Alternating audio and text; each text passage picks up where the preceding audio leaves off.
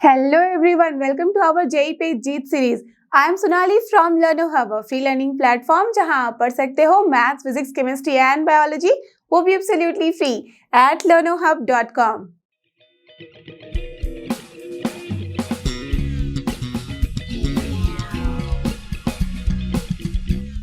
तो चलो बच्चों, हो जाओ तैयार। आज हम करने वाले हैं जेई सीरीज में मैथ्स के अंदर रिलेशंस एंड फंक्शंस। तो ऑलरेडी हमने रिलेशंस एंड फंक्शन स्टार्ट कर लिया हुआ है, तो 2 हमने कर चुके हैं लेक्चर्स के अंदर, जिसमें हमने पूरा का पूरा रिलेशंस कवर किया है, राइट। तो रिलेशन से रिलेटेड जितनी भी टॉपिक्स थी उसमें ऑलरेडी कवर हो चुकी है। तो जिन बच्चों ने रिलेशंस नहीं देखा है उसकी वीडियो जरूर से देख लो, बिकॉज उसके बिना हम फंक्शंस नहीं स्टार्ट कर सकते, राइट। तो आप समझ ही गए होगे, आज हमें करना है कॉन्सेप्ट्स एड ऑन फंक्शंस। तो फंक्शन से जितनी भी चीजें आ सकती हैं, जो भी यहाँ पे इंपॉर्टेंट है फॉर आवर जेई मेंस और जेई एडवांस, या फिर कोई भी स्टेट लेवल के एग्जाम्स ले लो आप, सबके लिए जो जो चीजें इंपॉर्टेंट हो सकती हैं सबको इंक्लूड किया जाएगा with lots of example, practical भी और साथ ही साथ मैथमेटिकल भी, राइट। तो बिना टाइम वेस्ट किए, yes, get ready with your pen and paper so that we can start together.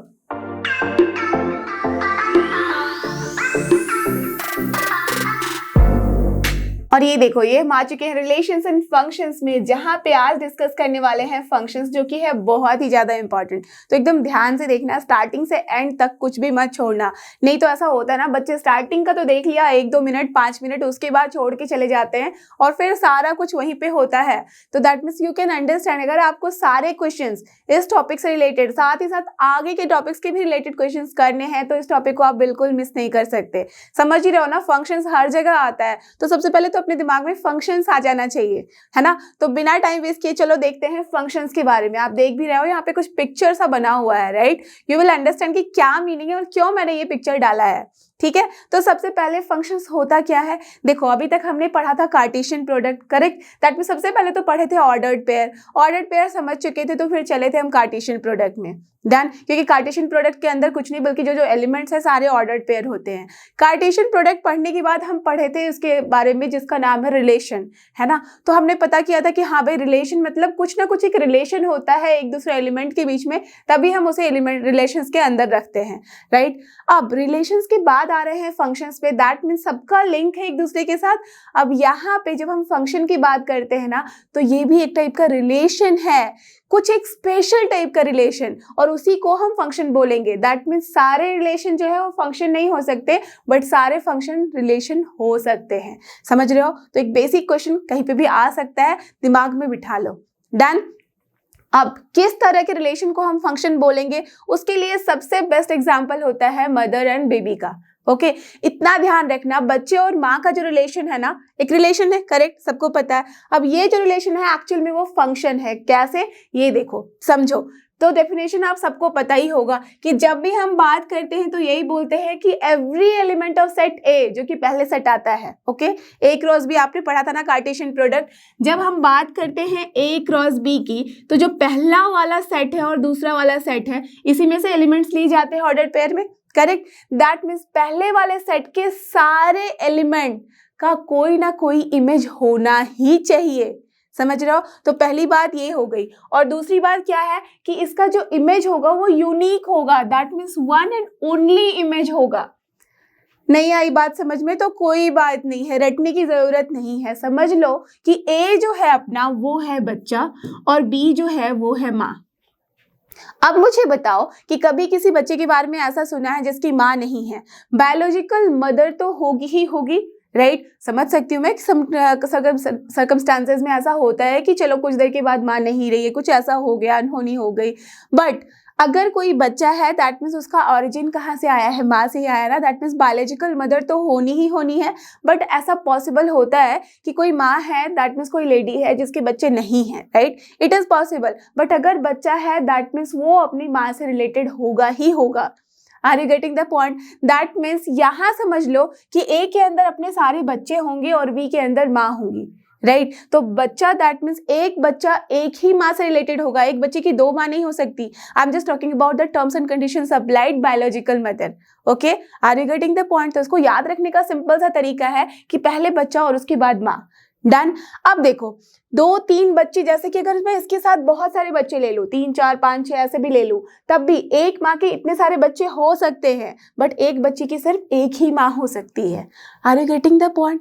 और हर एक बच्चे की एक ना एक माँ तो होगी ही होगी, दैट मीन्स एक ही माँ होगी और वो कंपल्सरी है, इजंट इट? तो इसी तरह से हम समझेंगे कि जब भी हम बात करते हैं सेट ए की और सेट बी की, तो सेट ए के अंदर जितने भी एलिमेंट्स होंगे उन सब के इमेजेस यहाँ होने ही चाहिए। ऐसा नहीं हो सकता कि भाई एक किसी को आपने छोड़ दिया, राइट? तो यहाँ से हमेशा माइंड में बिठा के रखो कि ए है बच्चा और बी है माँ, और कैसे हम याद रखेंगे, ध्यान रखना। बहुत बच्चों को इसमें भी कंफ्यूजन होती है कि ए को क्या लेना था, भूल गए कि कभी माँ पहले आ रही है बच्चा पहले आ रहा है, और फिर वहाँ कंफ्यूजन क्रिएट करेंगे। तो जब आपने बच्चे और माँ का एग्जाम्पल माइंड में सेट किया ना, तो फंक्शंस में तो कभी गलती करोगे ही नहीं, ओके? और ध्यान रखना ए और बी में कौन पहले आता है? ए आता है। 1 2 3 में कौन पहले आता है? 1 आता है। दैट मीन्स पहले हम क्या लिखते हैं? छोटा वाला लिखते हैं, तो ऑफकोर्स छोटा होगा, दैट मीन्स बच्चा होगा, और दूसरी जो होगी बड़ी होगी, दैट मीन्स माँ होगी। क्लियर है? Understood the point? अब देखो इसके मैजिक से हम कैसे समझेंगे। अभी जो आप समझे हो उसके थ्रू यहाँ पे कुछ मैपिंग डायग्राम्स देखते हैं। दैट मीन्स कैसे हम यहाँ पे डायग्राम्स बना के एरो डायग्राम बनाते हैं और चेक करते हैं। लेट अस अज्यूम यहाँ पे अपने पास ए बी का 3-3 सेट आ गया है। डन। अब देखो अगर मैं यहाँ से 1 को इस तरह से मैप कर दूं 5 के साथ, 2 को 6 के साथ, ठीक है, 3 को 7 के साथ, और फिर छोड़ दूं, और फिर पूछूं कि मुझे बताओ कि क्या ये फंक्शन है? दैट मीन्स ए से बी के बीच में जो रिलेशन है यहाँ, इज इट अ फंक्शन? अगर मैं पूछूं तो बताओ मुझे क्या आंसर मिलना चाहिए। That means if suppose this is your figure A, तो जल्दी से लिख के बताओ कि क्या आंसर होगा। क्या ये फंक्शन है? Of course not. Why? Because यहाँ 4 जो है वो बेचारा छूट चुका है। दैट मीन्स ये किसी से रिलेटेड नहीं है, but it is not possible. कोई भी बच्चा बिना माँ के हो ही नहीं सकता, इजंट इट? दैट मीन्स 4 की कोई ना कोई इमेज तो होनी ही चाहिए। Are you getting the point? That means that's why this is not a function. समझ में आ रही है बात कि कैसे हम एरो डायग्राम से और कैसे हम फंक्शन से चेक करते हैं कि कौन सा फंक्शन है एंड कौन सा नहीं है। क्लियर है अभी बात? अब चलते हैं दूसरे नंबर पे। लेट अस अज्यूम मैंने यहाँ पे मैपिंग कुछ इस तरीके से कर दी, ठीक है, ओके अभी मैंने यहाँ पे भी कर दिया, चलो फिर यहाँ पे भी कर दिया। आपने ये बोला था ना कि सब में सबकी मैपिंग होनी चाहिए, दैट में सबकी इमेज बननी चाहिए। नाउ टेल मी कि क्या ये फंक्शन है? Tell me, if suppose I have given the name here as B, now tell me कि क्या B function होगा? No, it will not be a function. यहाँ सबके इमेज तो हैं, but can you see here कि 2 के साथ क्या हो रहा है? एक ही बच्चे की 2 माँ नहीं पॉसिबल है। Are you getting this? That means 2 के यहाँ पे यूनिक इमेज ना होके 2 इमेजेस हैं, that is not possible. तो तभी ये क्या होगा? ये जो है अपना फंक्शन नहीं होगा, ये बस एक रिलेशन है। Understood the point? ठीक है, दैट मीन्स सारे जो रिलेशंस है वो फंक्शंस नहीं हो सकते, बट सारे जो फंक्शन है वो रिलेशन है ही, क्योंकि उसी से निकला है। Correct? Understood the point? Now tell me about this. Let us assume यहाँ पे मैंने कुछ ऐसे मैप कर दिया, ठीक है, ओके फाइन। अब मैंने इसे ऐसे दे दिया है, इसे ऐसे दे दिया है। नाउ टेल मी कि क्या ये फंक्शन है? अब सभी बोल सकते हैं। लेट अस अज्यूम इसका नाम मैंने सी दिया है, तो क्या ए से बी के बीच में जो रिलेशन है वो फंक्शन है या नहीं है? तो क्या आंसर आ रहा है? Yes of course it is a function. Why function? Because देखो सबके इमेज है, ए के अंदर जितने भी एलिमेंट है सबके इमेज है और सबके यूनिक इमेज है। किसी किसी बच्चे के मन में कंफ्यूजन होगा, 5 तो यूनिक इमेज नहीं है, कैसे नहीं है? 1 के लिए सिर्फ 5 है, 2 के लिए भी सिर्फ 5 है, 2 बच्चे की एक माँ पॉसिबल है, बट एक की 2 माँ जो यहाँ पे हो रही थी वो पॉसिबल नहीं है। Understood the point? क्यों मैंने ये एग्जाम्पल बताया है? तो ये एग्जाम्पल अगर अपने दिमाग में हमेशा बिठा लोगे ना, then you will never get confused. Clear? Understood the point? That means यहाँ पे देखो 2 के एक हो सकते हैं इमेज, बट एक के 2 इमेज नहीं हो सकते हैं। क्लियर? समझ रहे हो बात? तो महाभारत में अगर मैं बात करूं कौरवों की, तो इतने सारे 100 थे ना कौरव, राइट? 100 थे और उसकी माँ कौन थी? Gandhari. That means that is a function. Got the idea? Understood the point? Yes. तो that is a function, the example of functions. तो यहाँ पे जो है केस, ये फंक्शन है तो हम a से b में इस तरह से लिख देते हैं this is f. That means ये एक ऐसा रिलेशन है जो कि फंक्शन है. That means रिलेशन भी है और साथ ही साथ फंक्शन भी है ये.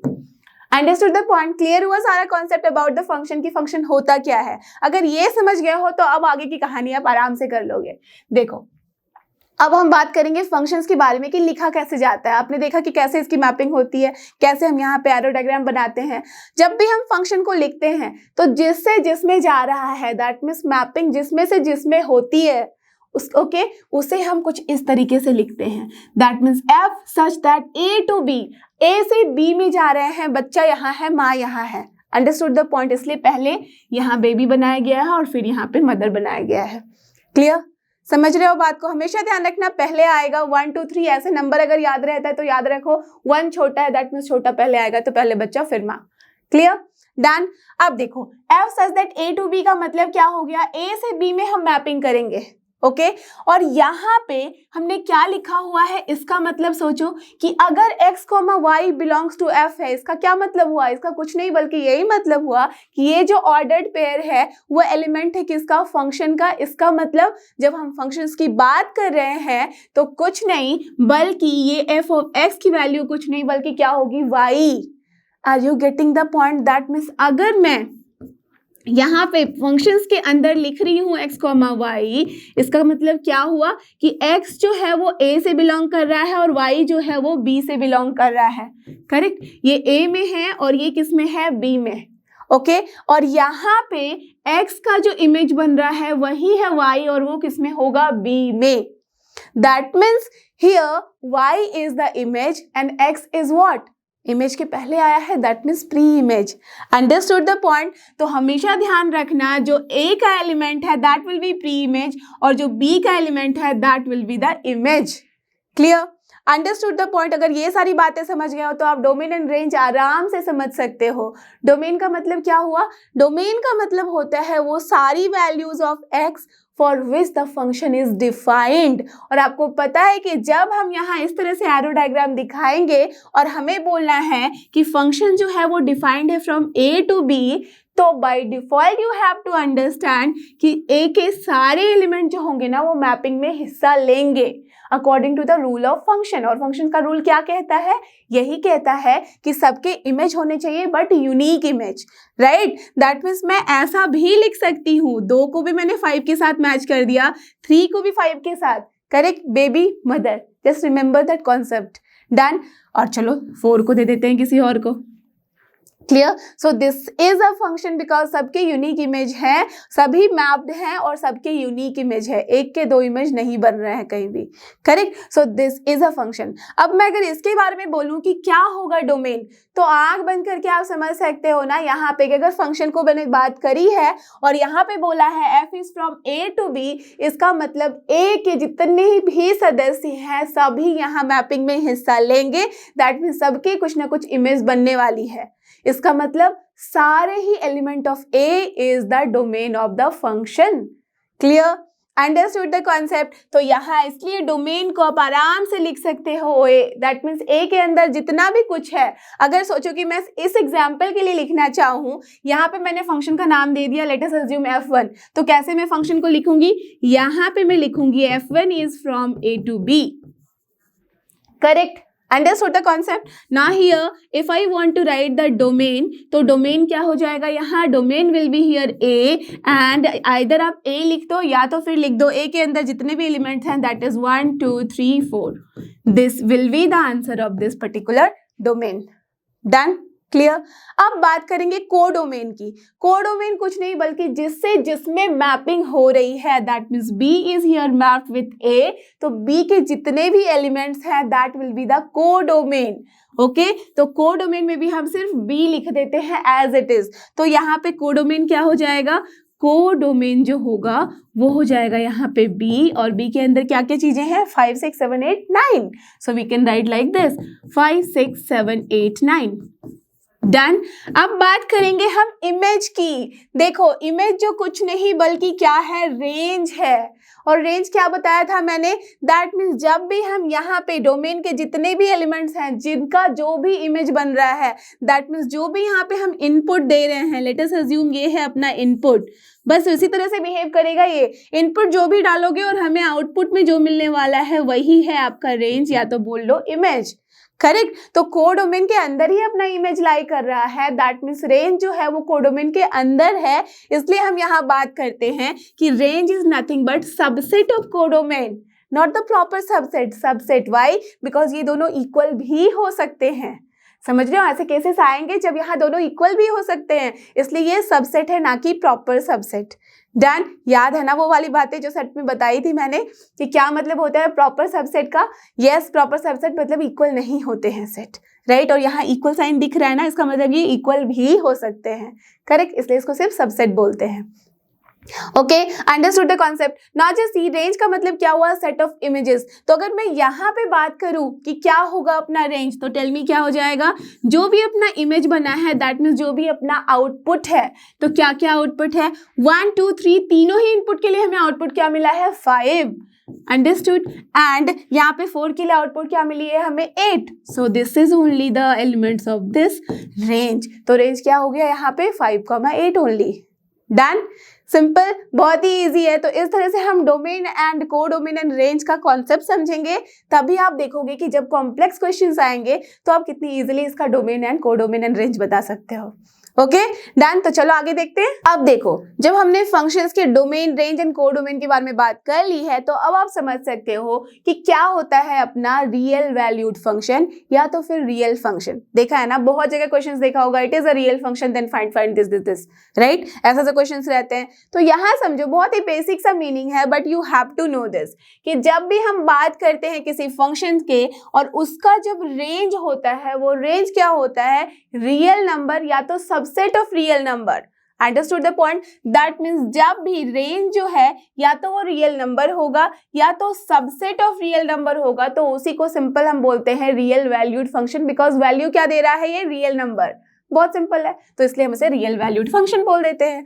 और जब हमारा जो डोमेन है वो ऐसा होता है, दैट मीन्स या तो रियल नंबर ले रहे हैं हम डोमेन में, जिसके लिए जो इनपुट है या तो रियल नंबर ले लो या तो फिर सबसेट ऑफ रियल नंबर ले लो, दैट मीन्स बेसिकली कायदे से वो रियल नंबर ही है। ओके, सारा रियल नंबर नहीं, बट उसमें से कुछ है, दैट मीन्स रियल नंबर जब हम लेते हैं एज अ इनपुट, तो उसे ही हम बोलते हैं रियल फंक्शन। क्लियर, समझ रहे हो बात। तो this is your real function and your real valued function. अब इस फंक्शन की कहानी हमने अगर शुरू की है तो ये समझना बहुत जरूरी है कि हम फंक्शंस को मैपिंग भी बुलाते हैं।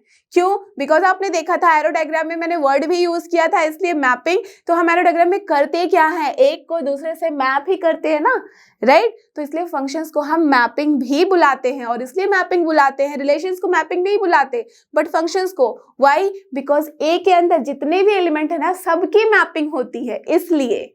ओके, बट रिलेशंस में कुछ बंदे ऐसे भी छूट जाते थे जिसकी मैपिंग नहीं करते थे।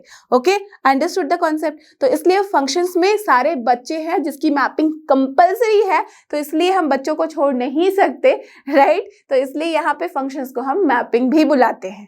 Clear, done. चलो अब चलते हैं आगे और करते हैं दिमाग की बत्ती को जलाते हुए, दैट मीन्स ऑन करते हुए इस क्वेश्चन को सॉल्व। तो जल्दी से पॉज करो, ट्राई करो खुद से सॉल्व करने का, फिर चेक करो आंसर। डन। क्या है यहाँ, इफ a इक्वल्स टू 1 2 3 4, ठीक है, then which of the following are functions, that means question क्या है, सिर्फ ये पूछा गया है कि इन चारों में से कौन सा फंक्शन है, जबकि फंक्शन का डेफिनेशन क्या है, a टू a होना चाहिए, दैट्स ऑल। और कुछ डेफिनेशन नहीं दिया गया है, बस बोल दिया गया है कि a टू a। अब आपको ये चेक करना है कि डिफाइंड जिस तरीके से है उसमें से कौन सा डेफिनेशन जो है वो फंक्शन को सेटिस्फाई कर रहा है। That means only 2 conditions you have to check कि a के, दैट मीन्स जो फर्स्ट सेट है उसके सारे एलिमेंट्स मैप्ड होने चाहिए, और दूसरा सब जो मैप होगा वो यूनिक इमेज के साथ ही मैप होगा। करेक्ट, दैट मीन्स एक के 2 इमेज नहीं बनने चाहिए। Only these things are there जो कि आपको चेक करने हैं। ठीक है, तो चलो पहले क्वेश्चन से चेक कर दे। दैट मीन्स पहला जो F1 है, F1 में क्या है, अगर मैं F1 लिखना चाहूं तो बेसिकली क्या लिख सकती हूँ, x, y है, राइट, और यहाँ a टू a में है, दैट मीन्स फंक्शन जो अपना डिफाइंड है वो a से a में डिफाइंड है ना। यही कहने का मतलब है दैट मीन्स यहाँ पे जो अपना डोमेन है वो है 1 2 3 4 और जो अपना को डोमेन है, रेंज मत बोल देना, को डोमेन वो भी अपना ए ही है 1 2 3 4। दैट मीन्स अब कैसा होना चाहिए फंक्शन आपका कुछ इस तरीके का होना चाहिए कि यहाँ पे सारे ही जो यहाँ पे मेंबर हैं 1 2 3 4 सबकी मैपिंग कहीं ना कहीं होनी ही चाहिए, ठीक है, बट यूनिक, करेक्ट। तो चलो अब चेक करते हैं। दैट मीन्स इसके अंदर मैं रखना चाहूँ तो सबसे पहले 1 से स्टार्ट करूंगी। 1 के बदले में क्या आएगा हमारे पास, y equals to x plus 1 है, that means of course 1 plus 1 that is 2। देन अगर जब 2 रखेंगे तो 3 मिलेगा, 3 रखेंगे तो क्या मिलेगा, 4 मिलेगा। नाउ टेल मी कि क्या मैं 4 रख सकती हूँ? अगर 4 मैंने इनपुट लिया तो output should be correct 5, but वहां तो है ही नहीं आउटपुट 5, क्योंकि हमारे कोडोमेन में 5 अवेलेबल ही नहीं है। और रेंज क्या होता है, हमेशा ही मेंबर होता है, दैट मीन्स सबसेट होता है अपने कोडोमेन का, तो उससे बाहर वो जा ही नहीं सकता। दैट मीन्स यहाँ पे हम 4,5 नहीं इंक्लूड कर सकते हैं, और जैसे ही नहीं इंक्लूड कर सकते हैं इसका मतलब 4 मैपिंग में हिस्सा नहीं ले रहा है and this is not a function. तो F1 कैंसिल हो गया। चलो चलते हैं F2 पे। अब F2 में मैं रखना चाहूँ तो क्या होना चाहिए, x plus why should be greater than 4। इसका मतलब x प्लस वाई, इसका मतलब 1 प्लस 1 4 से ज़्यादा नहीं है, 1 प्लस 2 भी नहीं ले सकते, 1 प्लस 3 भी नहीं ले सकते, बिकॉज इक्वल टू नहीं है, सिर्फ ग्रेटर है। तो ऑफकोर्स 1,4 ले सकते हैं, राइट। तो चलो 1,4 ले लिया। उसके बाद 2 के साथ हम क्या ले सकते हैं, 2,3 लेना होगा, डन। अब देखो 2 का 4 के साथ भी बन सकता है कि नहीं? जैसे ही देखा आपने कि 2 के अपने दो इमेज बने, 3 भी और साथ ही साथ 4 भी। नाउ टेल मी कि क्या ये फंक्शन है? नहीं, बिकॉज एक का सिर्फ एक ही इमेज होना चाहिए, 2 नहीं। बच्चे और माँ का कॉन्सेप्ट याद रखना, राइट। दैट मीन्स ये भी जो है अपना फंक्शन नहीं है, ओके, बिकॉज दो इमेज बन रहे हैं एक ही अपने प्री इमेज का, करेक्ट, अंडरस्टूड। तो डोमेन में जो है एक मेंबर उसके 2 इमेज नहीं बन सकते, इसलिए ये फंक्शन नहीं है, डन। अब चलते हैं तीसरे नंबर पे। F3 में हमारे पास क्या है, x, y, जहाँ पे x जो है ग्रेटर देन y है। दैट मीन्स देखो 2 ले सकते हैं 1 के साथ, 2 ले सकते हैं, बस 1 के साथ ही आएगा, 3 ले सकते हैं 2 के साथ भी, साथ ही साथ 3 ले सकते हैं 1 के साथ भी, करेक्ट। बस लिखा गया है ग्रेटर देन, डन। सिमिलरली हम 4 भी ले सकते हैं। तो जैसे ही एक भी एग्जांपल ऐसा आ गया ना तो समझ लो कि this is wrong, not a function, because 2 image नहीं बन सकते और कोई छूट भी नहीं सकता। और इस केस में 1 जो है बेचारा वो अकेला छूट जा रहा है। वाई? बिकॉज 1 से तो कुछ बड़ा है ही नहीं वहां, है ना। That means this is not a function. 2-3 rules यहाँ पे एकदम फॉलो नहीं हो पा रहे हैं। 2 ही तो रूल है, बट यहाँ पे 2-3 ऐसे केसेस आ रहे हैं जिसमें हम आराम से देख पा रहे हैं कि यहाँ पे ये पॉसिबल ही नहीं है फंक्शन होना, डन। तो this is also not a function. चलते हैं F4 पे। आप समझ ही सकते हो ऑब्जेक्टिव क्वेश्चन है, अगर सिर्फ एक ऑप्शन करेक्ट है तो आराम से इसको टिक कर सकते हो, है ना, बिकॉज एक तो एक होगा ही, 3 नहीं हुए तो ऑफकोर्स ये होगा, बट आपको यहाँ पे चेक करना है बिकॉज आगे के एग्जाम्स के लिए, आगे के क्वेश्चंस के लिए you have to ready, correct. चलो अब यहाँ पे क्या है, x प्लस वाई होना चाहिए 5 के, समझ ही गया होगे, यस इट विल बी। चलो इसको मैं दिखा देती हूँ एरो डायग्राम से। 1 प्लस क्या करे कि 5 आएगा, ऑफ कोर्स 1 प्लस हम 4 कर सकते हैं, तो हमने 1 को मैप कर दिया 4 के साथ। 2 के साथ क्या करें, 2 के साथ 3 कर सकते हो, 3 के साथ 2 कर सकते हैं, और 4 के साथ 1। तो आपने देखा ना कि सारे ही यहाँ मैपिंग में हिस्सा ले रहे हैं और सबके यूनिक इमेज ही मिल रहे हैं। That means of course this F4 is the yes correct answer. That means ये है अपना फंक्शन, डन, क्लियर। समझ में आ गई बात की कैसे हम लिखते भी हैं फंक्शन को, चाहे तो एरो डायग्राम से दिखा दो, दैट मीन्स मैपिंग से दिखा दो, या तो फिर आप यहाँ पे रोस्टर फॉर्म में लिख के दिखा दो, क्लियर, समझ में आई बात। तो चलो अब आगे चले, और ये हम बात करेंगे नंबर ऑफ फंक्शंस की। This is actually very very important, याद रखना। ये जो कॉन्सेप्ट आप समझ जाओगे अभी, तो आगे जाके देखोगे कि इसी चैप्टर के अंदर बहुत सारे लेक्चर्स और भी आएंगे आगे, तो उसमें आपने देखना है कि नंबर ऑफ 1 फंक्शन कैसे आते हैं, number of one to one, number of many one, number of bijective function, सबको करना है हमें कैलकुलेट, राइट। आपने क्वेश्चंस भी देखे हैं इसके ऊपर बहुत आते हैं, and this is also very very important. तो मैं एकदम स्टार मार्क कर दे रही हूँ, ध्यान रखना कि ये बहुत ही ज्यादा इंपॉर्टेंट टॉपिक है, ओके। और इसका कॉन्सेप्ट एकदम ध्यान से समझना, करेक्ट। चलो तो यहाँ पे क्या है, जब भी हम बात करते हैं नंबर ऑफ फंक्शंस की, तो आप सब बोलोगे भाई नंबर ऑफ फंक्शंस, बहुत बच्चे यहाँ मिस्टेक करके बोल रहे हैं 2 to the power n, but वो तो हमने पढ़ा था number of relations, isn't it. तो थोड़ा सा रिकैप में जाते हैं और बात करते हैं कि जब हम कार्टेशियन प्रोडक्ट की बात किए थे, ठीक है, और वहाँ पे हमने बोला था this is A cross B.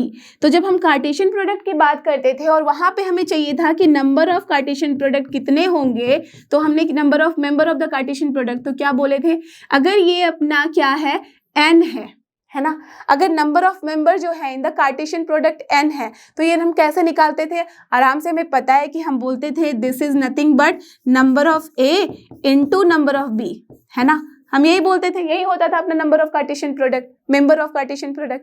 Done. अब जब हम बात करते थे रिलेशंस की फ्रॉम ए टू बी, तो क्या बोलते थे कि नंबर ऑफ अपना जो रिलेशंस होता है, दैट मीन्स ये जो रिलेशन है कुछ नहीं बल्कि क्या होता था, subset of the Cartesian product होता था। इसलिए हम बोलते थे कि नंबर ऑफ रिलेशंस जो होता था वो कुछ नहीं बल्कि 2 टू द पावर हो जाता था n, जहां n क्या है, number of a into number of b। Are you getting this? That means ये अगर अपने पास n की वैल्यू आई है तो ये हो जाता था 2 to the power n।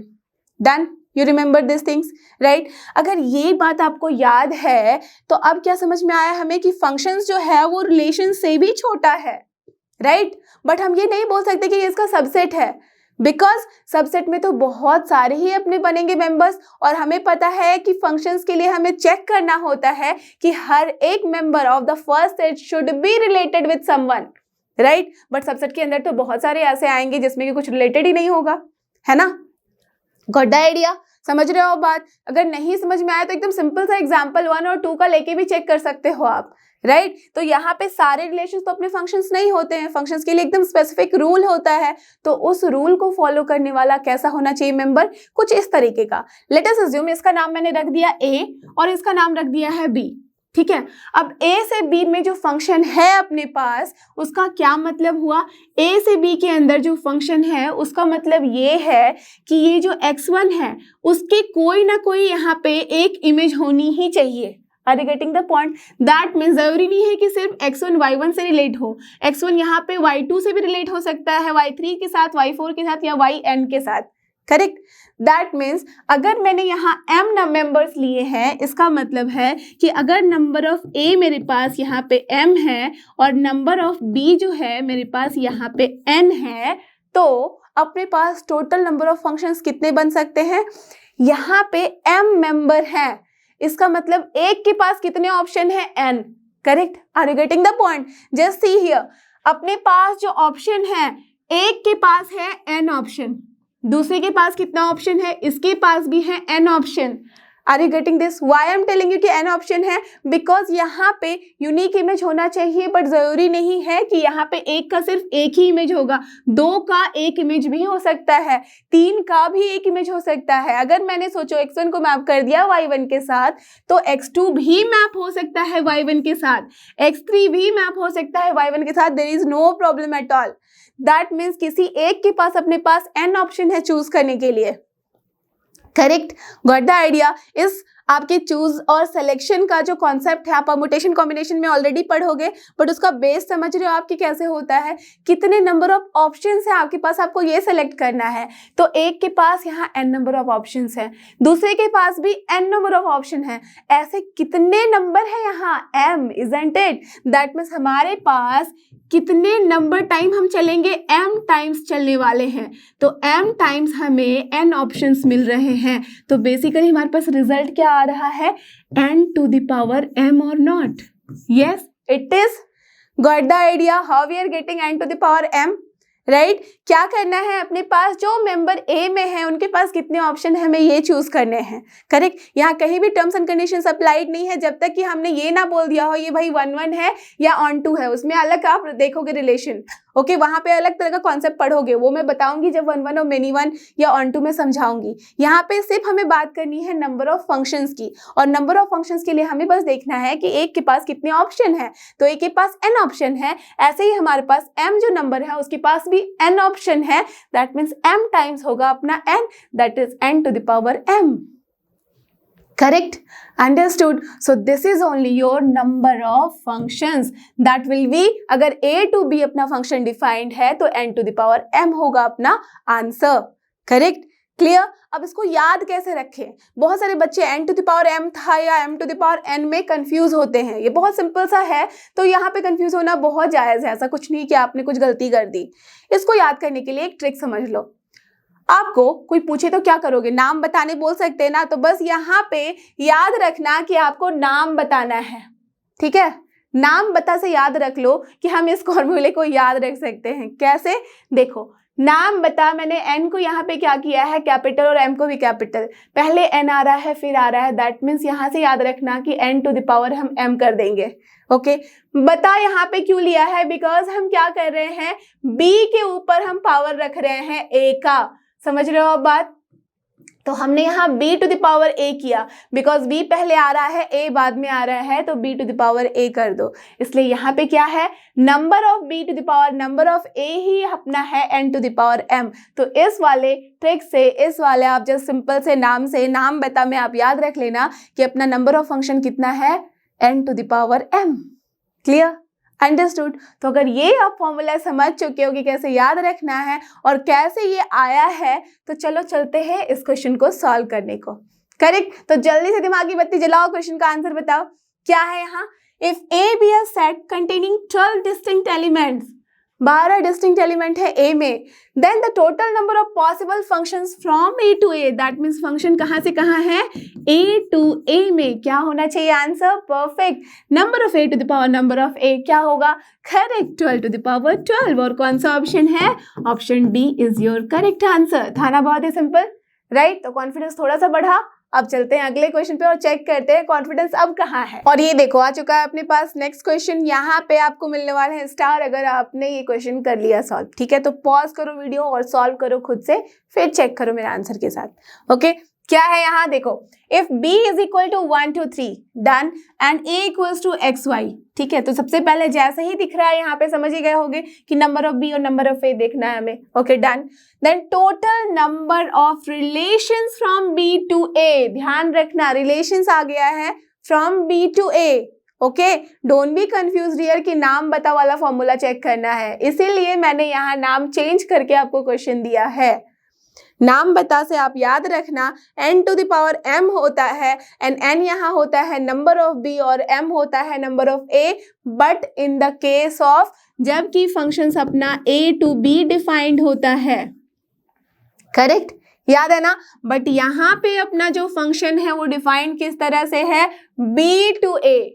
Got the thing यहाँ कि क्या डिफरेंस है, यहाँ जो हम फंक्शन की बात करेंगे या रिलेशन की बात करेंगे वो b से a में डिफाइंड है। तो ऑफ कोर्स जो कॉन्सेप्ट आपने यहाँ पढ़ा था, जो ट्रिक आपने यहाँ सीखी थी, उसका बस यहाँ क्या कर देना है, रिवर्स। कॉन्सेप्ट वही है बट यहाँ नाम उल्टा है तो हम वहाँ काम भी उल्टा करेंगे, ठीक है। समझ रहे हो बात को, यस। तो ये ध्यान में रखना। अब पढ़ते हैं क्वेश्चन। सो रिलेशंस बताना है from b to a which are not functions. Okay, क्या करना होगा, सबसे पहले हम यहाँ पे number of A number of B की बात कर लेते हैं। नंबर ऑफ ए कितना है यहाँ 2 और नंबर ऑफ बी, मैं पहले जानबूझ के नंबर ऑफ बी लिख रही हूँ बिकॉज बी से ए में हमें जाना है, ठीक है। तो नंबर ऑफ बी है यहाँ 3। अब टोटल नंबर ऑफ रिलेशंस कितने होते थे, correct, total number of relations जो होता था वो होता था 2 to the power number of A into number of B, because number of A into number of B nothing but क्या होता था, number of elements in the Cartesian product, right. तो यहाँ पे टोटल नंबर ऑफ जो यहाँ पे अपने पास रिलेशंस होंगे वो कितने हो जाएंगे, total number of relation is nothing but 2 to the power 3 into 2, correct, that is nothing but 2 to the power 6, है ना, यही होगा, राइट। ओके ठीक है। अब हमारे पास क्या बोला गया है क्वेश्चन में कि टोटल नंबर ऑफ रिलेशंस तो बताना है फ्रॉम बी टू ए, कैसा, विच आर नॉट फंक्शंस। तो ऑफ कोर्स अगर फंक्शंस हैं तो रिलेशन में से माइनस कर देंगे, वही हो जाएगा आपका आंसर, राइट। तो यहाँ पे टोटल नंबर ऑफ अगर मैं फंक्शंस बोलूँ, यहाँ पे याद रखना b टू a है, ठीक है, b टू a है। तो टोटल नंबर अगर फंक्शंस बोलूँ फ्रॉम b टू a, इसका मतलब क्या करना होगा, करेक्ट, यहाँ जिसके में मैपिंग कर रहे हैं, दैट मीन्स एरो जिधर की तरफ जाता है उसके ऊपर पावर ये आ जाता है, राइट, वही होता है ना, राइट। तो यहाँ क्या हो जाएगा, number of a to the power number of b होगा। नंबर ऑफ a कितना है 2, that is nothing but 2 to the power हो जाएगा अपना 3, तो यहाँ पे क्या हो गया ये 8, है ना। सो हेंस अपना जो total number of relations those are not functions, ठीक है।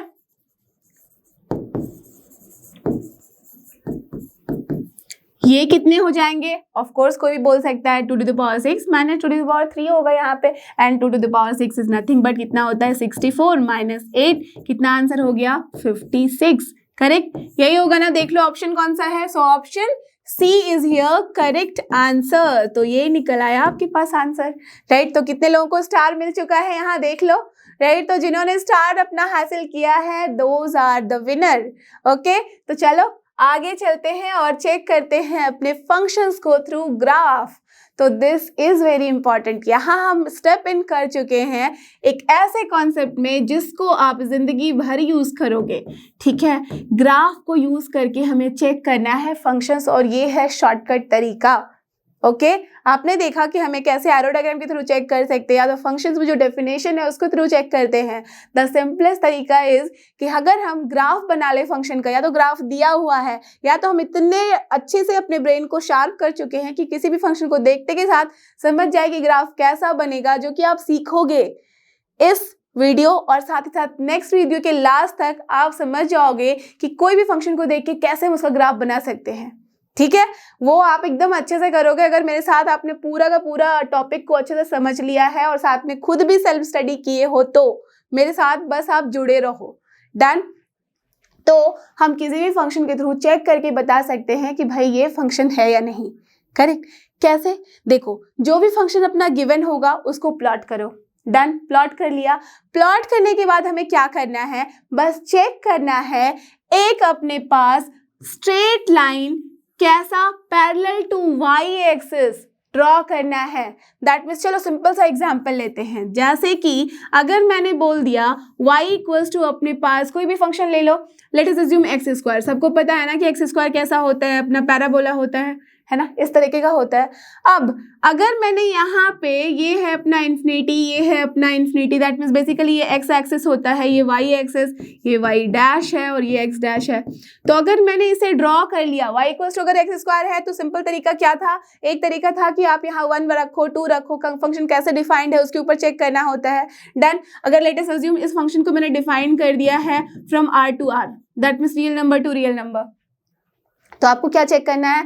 डोमेन में चेक करना है। तो डोमेन से हम चलेंगे कोडोमेन तक में चेक करने के लिए। तो क्या करते हैं, इसके डोमेन में आप एक line, straight line parallel to y axis draw कर लो। कहीं भी वो लाइन हो सकता है, but only the thing is that कि इसके डोमेन में होना चाहिए। लेट अस अज्यूम यहाँ ड्रॉ किया, कितनी बारी कट कर रहा है इस फंक्शन को? Only at 1 point. तो अगर आपका ये जो पैरेलल लाइन है drawn in the domain is cutting the function, that means cutting the graph at only 1 point, तो ये आपका जो ग्राफ है वो बता रहा है कि ये आपका जो प्लॉटेड ग्राफ है that is the function. Are you getting the point? अगर मैं यही यहाँ पे एग्जाम्पल कुछ फंक्शन इस तरीके का ले लूँ और यहाँ पे आप पैरेलल लाइन कहीं पे भी ड्रॉ कर लो, सिर्फ एक पैरेलल लाइन ड्रॉ करना है, वो चाहे आप कहीं पे भी कर सकते हो। तो आपने देखा कि हर जगह कहीं पे भी ड्रॉ कर लो, ये सिर्फ और सिर्फ एक ही पॉइंट पे ही आपको कट कर रहा है। That means this is also a function. और ये कैसा फंक्शन है? y इक्वल्स टू एक्स का, करेक्ट? वो आप देखोगे अभी आगे, मैं सबका बताने वाली हूँ कि ग्राफ कैसे किसका होता है। Okay, but the basic concept जो आपके पास ऑलरेडी है अभी तक के क्लासेस से वो आपको पता ही है। तो ये हो गया, ये भी अपना क्या है? फंक्शन है। अगर सोचो कि मैं एक इलिप्स ड्रॉ कर लूँ, इलिप्स तो सबको पता है ना, इस तरीके का होता है, राइट? अब इस इलिप्स को अगर मैं कट करूँ पैरेलल लाइन ड्रॉ करके, चलो बहुत बारी उधर कर लिया, कुछ इधर भी करते हैं, ये वाई एक्सिस के पैरेलल लाइन है या नहीं? यस इट इज, है ना? ये अपना एक्स एक्सिस था और ये अपना वाई एक्सिस है। वाई एक्सिस के पैरेलल में मैंने एक लाइन से कट कर दिया, तो कितने पॉइंट पे कट कर रहा है? We can see it is cutting the graph at 2 points, that means more than 1 point पे अगर कट कर रहा है, that means this is not a function. Got the idea? तो ये अपना फंक्शन नहीं है। तो आप आराम से बोल सकते हो अगर मैं इलिप्स के बारे में बात कर रही हूँ, so that is not a function. Clear? Understood the concept? तो यही है थ्रू ग्राफ चेक करने के लिए। और यहाँ ध्यान रखना, टर्म्स एंड कंडीशंस अप्लाइड है। हमेशा जो हमें चेक करना है वो within the domain check करना है। तो this is very important. Straight line draw करो, कैसा? एक पैरेलल टू वाई एक्सिस। अगर ये मोर देन 1 पॉइंट पे कट कर रहा है तो फंक्शन ग्राफ, अपना जो ग्राफ है वो फंक्शन नहीं है। दैट मीन्स जो गिवन फंक्शन है, जो गिवन रिलेशन है, वो सिर्फ रिलेशन है, ना कि फंक्शन। ओके आप इसी तरह से मैं बताऊंगी आपको, एक बार ग्राफ समझ लो, फिर मैं बताऊंगी कि कैसे 1 1 ऑन 2 मेनी 1 1 2 सब कुछ हम चेक कर सकते हैं थ्रू ग्राफ, और वो आपका लीस्ट टाइम लेता है, राइट। तो एकदम शॉर्टकट है ऐसे क्वेश्चन को सॉल्व करने का कि फंक्शन है या नहीं, 1 1 है या नहीं, ऑन 2 है या नहीं, सर्जेक्टिव है या नहीं, बाइजेक्टिव है या नहीं, ये सारी कहानी आप देख लोगे कि आप तुरंत से कर लेते हो। ठीक है, चलो तो अब कुछ हम देखते हैं यहाँ एग्जाम्पल्स और चेक करते हैं। तो दिमाग की बत्ती को जलाते हुए चेक करो, बताओ मुझे कि क्या ये जो यहाँ पे गिवन आपके पास जो पिक्चर्स है, लेट अस अज्यूम इसका नाम है भाई ए, इसका नाम है बी, इसका नाम है सी और इसका नाम है डी। इन सब में चेक करके जल्दी से बताओ कि कौन सा फंक्शन है और कौन सा फंक्शन नहीं है। क्या करना है? यस, हमें बस पैरेलल लाइन ड्रॉ करना है विथ वाई एक्सिस। तो वाई एक्सिस यही है, ये है अपना एक्स, ये है वाई। तो वाई एक्सिस के पैरेलल कहीं पे भी एक लाइन ड्रॉ कर लो विद इन द डोमेन। देखो अगर ये लाइन आप इस साइड ड्रॉ करते तो हमारा काम नहीं बनता। वाई? बिकॉज अगर यहाँ ड्रॉ करते इसका मतलब हमने डोमेन लिया ही नहीं है। डोमेन का क्या मतलब होता है? जिस भी पॉइंट के लिए फंक्शन अपना डिफाइंड है। तो आप देख सकते हो कि फंक्शन यहाँ पे जो हम ले रहे हैं वो 0 से ज़्यादा वाले में ही चेक कर रहे हैं, 0 को इंक्लूड करता हुआ हम आगे बढ़ रहे हैं, राइट। दैट मीन्स यहाँ पे जो अपना डोमेन है उसको चेक करने का फायदा तभी है जब हम राइट हैंड साइड में यहाँ प्लॉट करें parallel line. Are you getting the point? Yes. तो यहाँ पे हमने जब प्लॉट किया तो हमने क्या पाया कि ये 2 पॉइंट पे इस ग्राफ को कट कर रहा है। That means correct, this is not a function. Understood? Yes. Now what about the second one? Second one में हम क्या करेंगे, कहीं पे भी प्लॉट कर सकते हो but you can not plot here the parallel line. Why?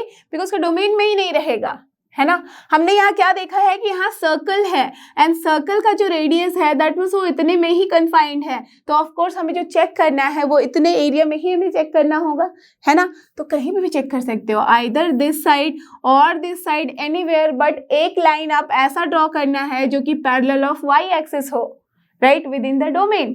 तो क्या दिख रहा है, ये भी अपने को 2 पॉइंट पे कट कर रहा है। That means yes, it is also not a function. Clear? ठीक है, हमेशा ध्यान रखना हम parallel to y axis draw करेंगे। ठीक है, अब मुझे बताओ what about C and what about D? अगर C में हम कहीं पे भी इसके डोमेन में देख ही रहे हो एंड टू एंड जा रहा है, दैट मीन्स -∞ से +∞ तक ये लाइन जा रही है। तो यहाँ पे अगर आप कहीं पे भी ड्रॉ कर लो, कितनी बारी कट कर रहा है? Only at 1 point. इसका मतलब yes, it is a function. Understood? तो ये अपना फंक्शन है, right. What about the D point? यहाँ पे अगर हम चेक करें तो देखो यहाँ पे कहीं पे भी आप पैरेलल लाइन ड्रॉ करो वाई एक्सिस के तो भी हमें दिख रहा है। अगर इस पॉइंट पे भी ड्रॉ करो तब भी आपको क्या दिख रहा है कि यहाँ पे ओपन है, यहाँ क्लोज है, राइट। इसका मतलब हर जगह ये सिर्फ और सिर्फ एक ही पॉइंट पे कट कर रहा है। That means it is also a function. Clear? समझ में आ रही है बात? यस। तो चलो कुछ और एग्जाम्पल्स चेक करते हैं। लेट अस अज्यूम ये है अपना ई,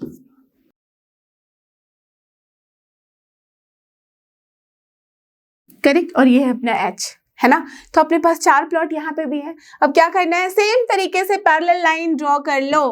पैरेलल लाइन ड्रॉ करोगे, देखो यहाँ इन द डोमेन, तो ये ऐसा नहीं कि आपने बस यहाँ ड्रॉ कर लिया तो ये किसी पॉइंट पे ही नहीं कट किया, बट लेट अस अज्यूम अगर मैंने इसे यहाँ पे कट किया है तो ये कितने पॉइंट पे कट कर रहा है? Can you imagine?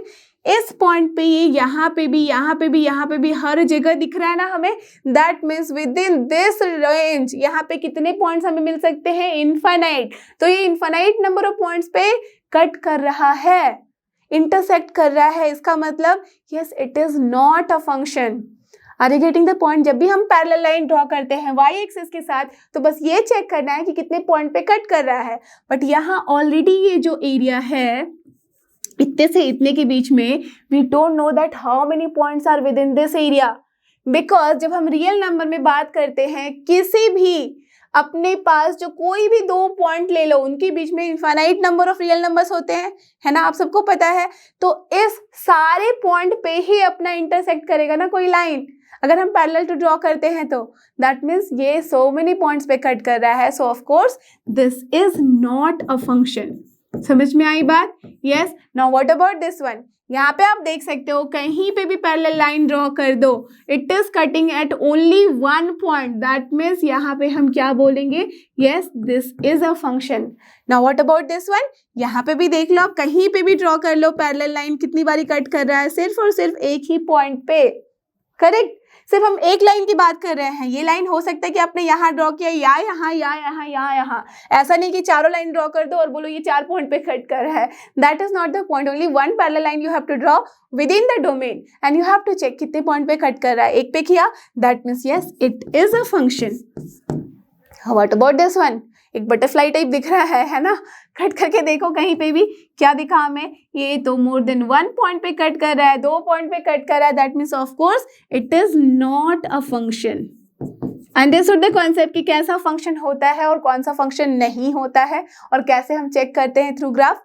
यस तो चलो, जब ग्राफ के बारे में इतनी कहानी देखी है तो अब समझो ग्राफ को एकदम बेसिक से। तो अब देखो, जब आप जान चुके हो कि क्या है फंक्शन और कैसे इसे चेक किया जाता है, राइट, तो अब हम बात कर लेते हैं कुछ इंपॉर्टेंट टाइप के फंक्शंस और उसके ग्राफ के बारे में, राइट, बिकॉज आपकी लाइफ में तो आपको पता ही है ना कि ऐसे बहुत सारे ग्राफ्स देखने हैं और इनके साथ आपको लड़ाई करना है और उनसे जीतना है, ठीक है।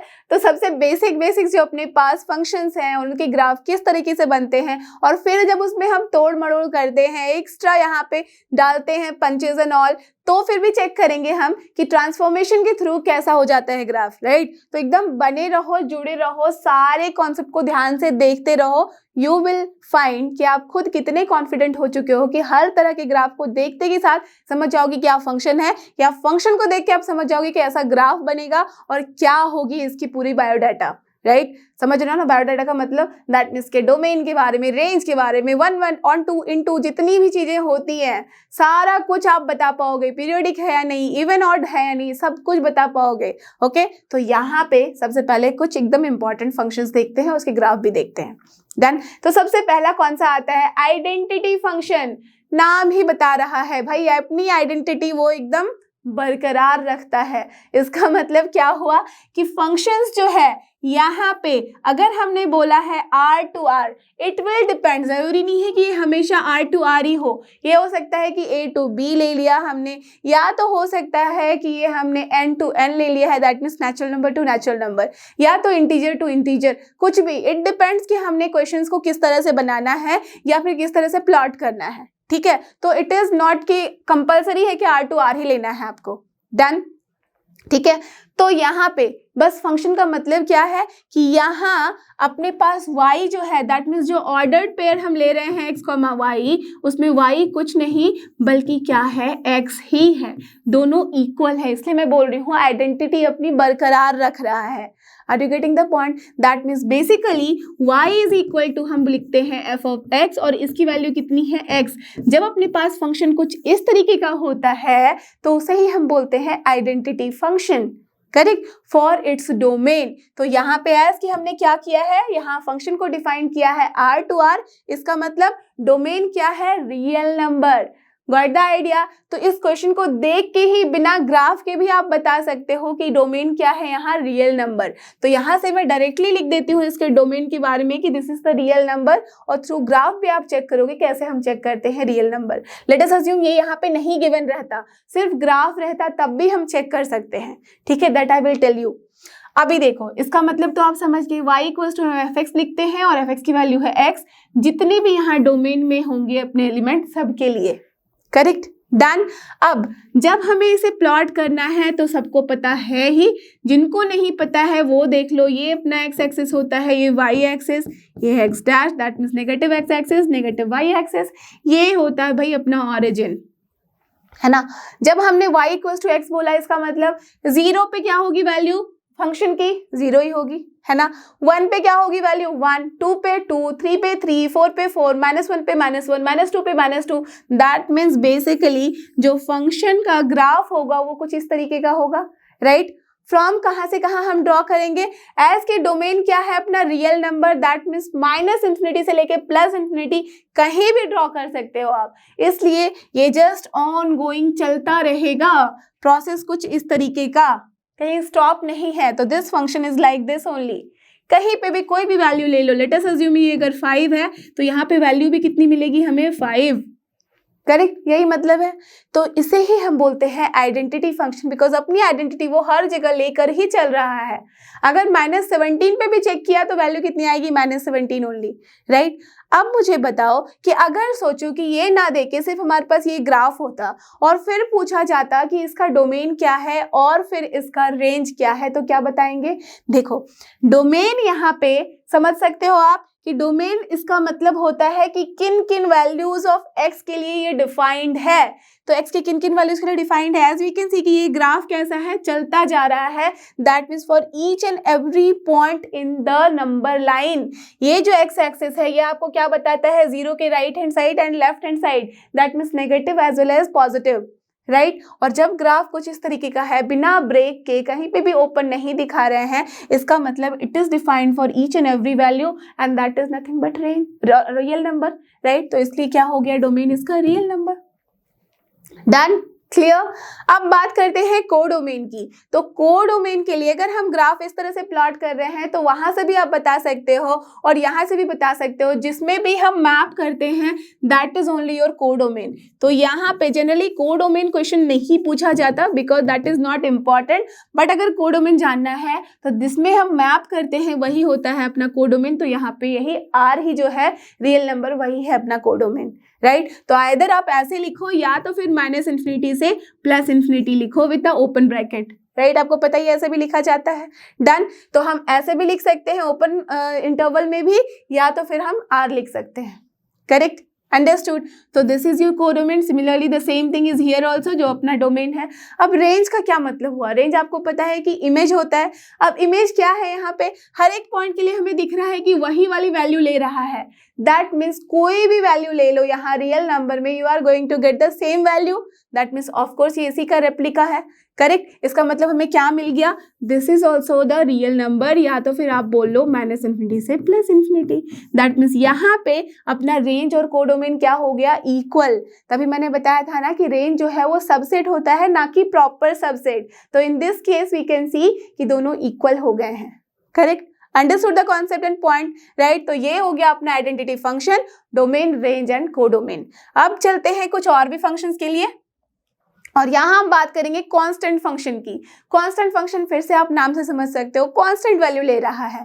दैट मीन्स कोई भी वैल्यू दे दो उसके लिए वो आउटपुट क्या देगा, एक ही देता है ना।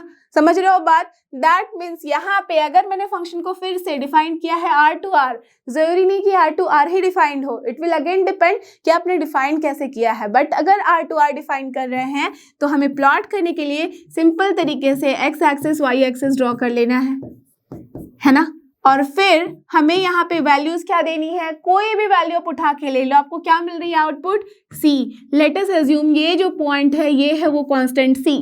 तो बस आपका जो ग्राफ होगा ईच एंड एवरी पॉइंट पे आपको यही वाली वैल्यू मिल रही है, चाहे आप 1 रखो, दैट मीन 0 रखो, 1 रखो, 2 3 4 कुछ भी रखो, यहाँ पे भी -1 -2 anything you can keep, output क्या मिलेगा, हमेशा कांस्टेंट, करेक्ट, अंडरस्टूड। तो ये एक फंक्शन है।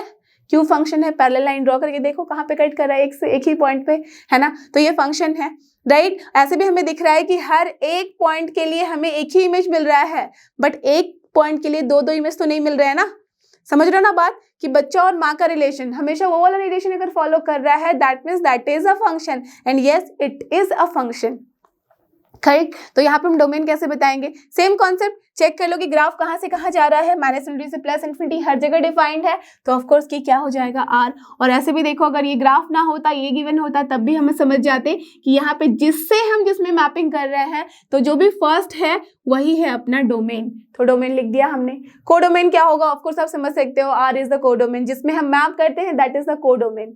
डन। अब यहाँ जब रेंज की बात करें तो रेंज क्या होगा, टेल मी, रेंज बताओ मुझे क्या होगा। रेंज सिर्फ और सिर्फ यहाँ पे कांस्टेंट C हो रहा है, सिर्फ एक वैल्यू है, तो हम लिखेंगे हमेशा कुछ इस तरीके से। समझ रहे हो बात? यस, क्योंकि ये एलिमेंट है, हमने यहाँ रेंज को एक सेट में डिनोट किया है, तो ऑफ कोर्स हमें इस तरह से लिखना होगा, राइट। इस C की जगह 5 हो सकता है, 3 हो सकता है, कुछ भी हो सकता है, -7 हो सकता है, व्हाटएवर, कोई भी एक वैल्यू है जो कि कांस्टेंट है, तो this will be your range. और कोडोमेन ऑफ कोर्स बताया ही था अभी, codomain is nothing but what is here, codomain is here real number only. ठीक है, समझ गई बात आप? तो चलो अब चलते हैं कुछ और भी फंक्शंस की तरफ। अब देखो, अब हम बात करने वाले हैं पॉलिनोमियल फंक्शंस की। तो पॉलिनोमियल फंक्शन क्या होता है, नाम से समझ ही रहे होगे, पॉलिनोमियल, दैट मीन्स यहाँ पे बहुत सारे टर्म्स हैं अपने पास, है ना। तो इसे हम फंक्शंस बोल रहे हैं। इसका मतलब यहाँ पे बेसिकली हमारे पास डोमेन एंड कोडोमेन होना चाहिए और इस तरह से डेफिनेशन होना चाहिए सो दैट डोमेन के जो हर एक मेंबर है उन सब के लिए हमारे पास करेक्ट यूनिक इमेज होना चाहिए, है ना। बच्चे और माँ का वैसा आप डेफिनेशन याद रखना, राइट। तो यहाँ जो फंक्शन डिफाइंड है from R to R, that means yes domain is here R and codomain is here R, ना कि रेंज हमें चेक करना होता है, बट जो गिवन है वहां से हमें ये समझ में आ गया कि डोमेन जो है वो सारे रियल नंबर है, राइट। तो इट विल डिपेंड, आप यहाँ पे डोमेन किसको ले रहे हो उसके ऊपर डिपेंड करेगा फंक्शन किस तरह का बनने वाला है, ठीक है। समझ रहे हो बात? यस। अब यहाँ जो फंक्शन है वो किस तरह से डिफाइंड होता है in the polynomial function, y equals to हम fx लिखते हैं, y इक्वल्स टू जो fx लिख रहे हैं इसका मतलब x क्या है, यहाँ करेक्ट इनपुट है और उसके अकॉर्डिंग हमें आउटपुट मिलेगी और output is here a0 plus a1x plus a2x square and so on till an(x to the power n। और याद रखना यहाँ पे कि n की जो वैल्यू लेते हैं हम वो हमेशा ही बिलोंग करता है 0 से लेके पॉजिटिव इंटीजर तक। दैट मीन्स यहाँ n जो बिलोंग करेगा वो बिलोंग करेगा 0, 1, 2, 3 till infinity. That means basically अगर आप लिखना चाहो तो हम ये भी लिख सकते हैं n belong to whole number, because 0 से स्टार्ट हो रहा है। कुछ बच्चे यहाँ मिस्टेक करके बोल देते हैं कि whole number is equal to z plus, but it is not. Why? Because z plus में सिर्फ पॉजिटिव इंटीजर आता है, z माइनस में सिर्फ नेगेटिव इंटीजर्स आता है। What about 0? 0 को तो आप भूल गए, राइट। तो 0 is neither positive nor negative. समझ रहे हो बात? तो यहाँ पे z माइनस z माइनस समझ रहे हो ना, बोलने में ऐसा लग रहा है but you can understand the point कि z माइनस हमने क्या किया है, नेगेटिव इंटीजर। तो इसमें क्या क्या इंक्लूड हुआ है, पॉजिटिव इंटीजर के साथ 0 भी इंक्लूडेड है, that means whole numbers. Understood? Yes. तो purposefully I have written here like this so that आप इसका मीनिंग समझो, मिस्टेक ना करो।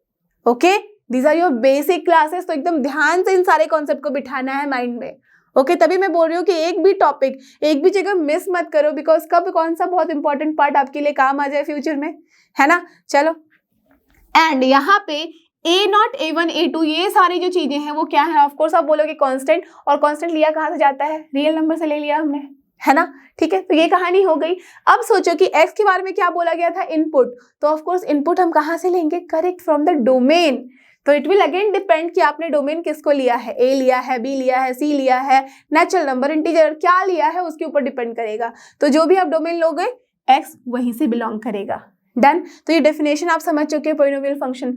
अब देखो, ये जो पॉलिनोमियल फंक्शन है एक्चुअली समझ लो कि फैमिली है किस तरह के फंक्शंस का, अलजेब्राइक फंक्शंस का।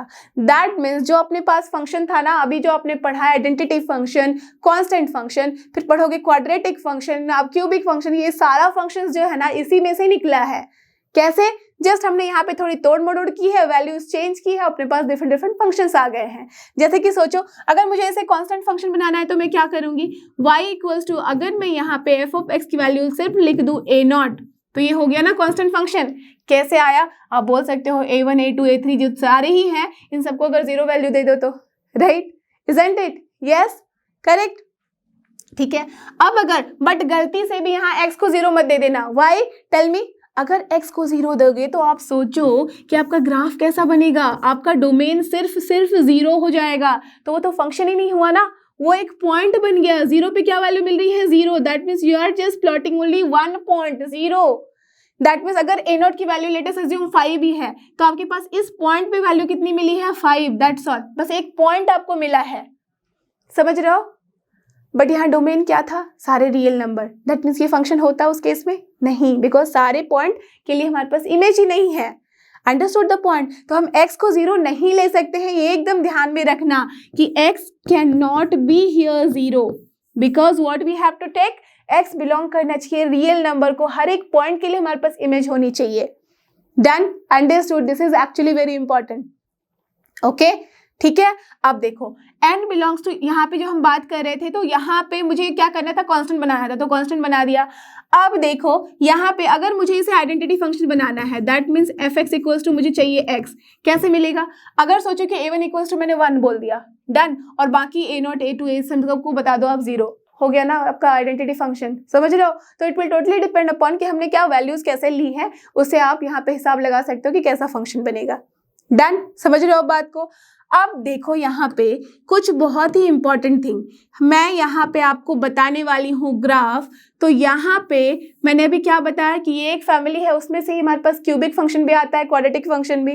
तो अगर मैं सोचूं कि y इक्वल्स टू यहाँ पे जो फंक्शन ले रही हूँ वो ले लेती हूँ एक्स स्क्वायर, तो कैसा ग्राफ बनेगा सबको पता है, yes it will be a parabola जिसका माउथ ऊपर की तरफ खुलता है ना, ये 0 पे भी कट कर रहा है, ठीक है।